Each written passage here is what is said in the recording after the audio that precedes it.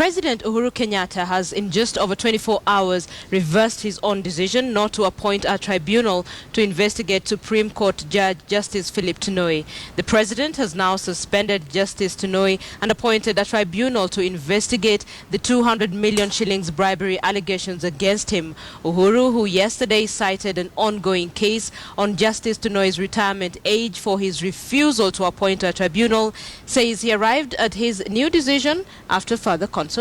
Take a look. A flip-flopping president.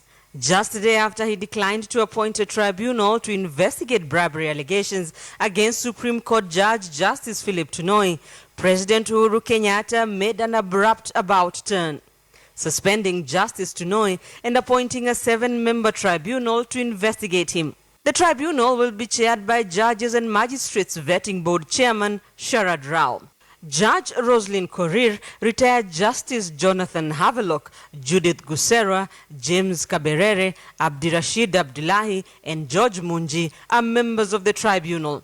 In a statement, Uhuru says he suspended Justice Tunoi and appointed a tribunal after further consultations and review of the relevant provisions of the Constitution and given the strict timelines for setting up of a tribunal for the investigation of a judge. His new decision just in time to beat the 14-day deadline set by the law for him to suspend Justice Tunoi and appoint a tribunal. In his earlier decision declining to appoint a tribunal as recommended by the Judicial Service Commission, a letter from State House to Chief Justice Dr. Willy Mutunga cited an ongoing case on Justice Tunoi's retirement age. The High Court ruled that judges should retire at the age of 70 as stipulated by the new Constitution. But 72-year-old Justice Tunoi moved to the Court of Appeal on the basis that he was appointed under the old Constitution, which set the retirement age at 74 years. The president, in his refusal to set up a tribunal, said doing so while the appeal is pending would create a constitutional crisis.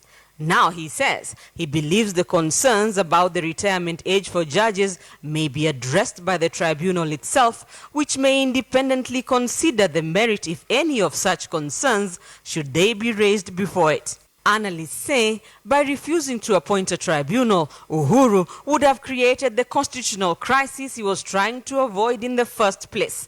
The Constitution does not anticipate any circumstances or any situations where once the Judicial Service Commission has made a recommendation that a tribunal be formed, that the same can be declined or the president can give a different view about it. So what we have here now is a situation where we are in untested waters.